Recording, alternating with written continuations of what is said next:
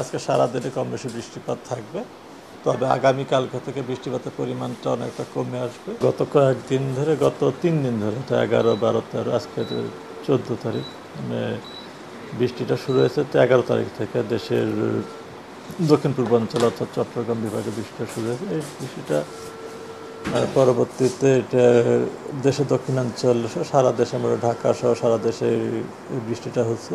এই বৃষ্টিটা মূলত হচ্ছে আপনার উত্তর পূর্ব বঙ্গোপসাগর এবং তৎসংলগ্ন বাংলাদেশের দক্ষিণ পূর্ব অঞ্চলে কিন্তু একটা লঘুচাপ তৈরি হয়েছিল।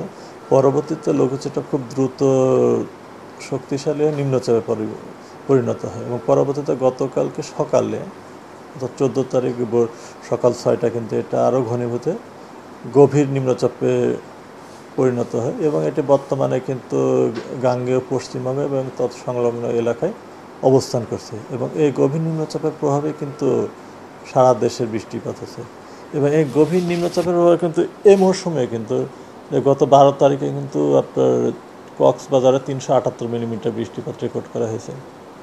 দেশের দক্ষিণাঞ্চল অনেক জায়গাতে ভারী থেকে অতি ভারী বৃষ্টিপাত রেকর্ড করা হয়েছে, তবে কক্সবাজারে 378 মিলিমিটার 24 ঘন্টা বৃষ্টি এটা সবচেয়ে বেশি ছিল এবং 11 তারিখে আপনার দেখা যায় 135 মিলিমিটার বৃষ্টি হয়েছে কুতুবদিয়াতে।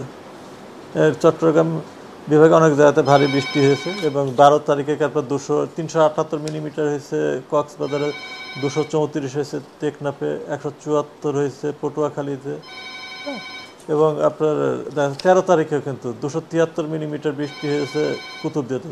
চট্টগ্রাম হয়েছে 203 মিলিমিটার, মানে ভারী থেকে অতি ভারী বৃষ্টিপাত এই অঞ্চলগুলোতে হয়েছে। মূলত বৃষ্টিটা হয়েছে এই গভীর নিম্নচাপের প্রভাবে।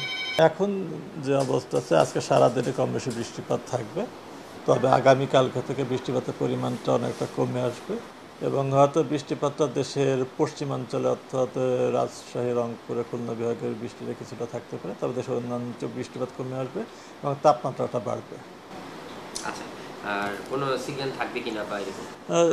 সিগন্যাল এটা আমরা আজকে পর্যবেক্ষণ করব এবং আগামীকালকে সকাল পর্যন্ত দেখব, এরপর পরিস্থিতি বিবেচনায় এটা হয়তো উঠে যেতে পারে। আচ্ছা, এখন কত তোমার চলতে সিগন্যাল?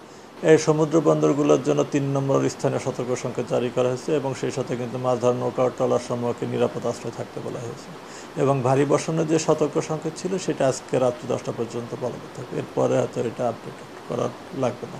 আমরা কি তাহলে বলতে পারি আগামী 24 ঘন্টায় স্বাভাবিক পরিস্থিতি? আগামী 24 ঘন্টা, আগামী 24 ঘন্টা মানে আগামীকালকে বৃষ্টি হবে, তো আগামীকালকে থেকে পরিস্থিতির উন্নতি হবে।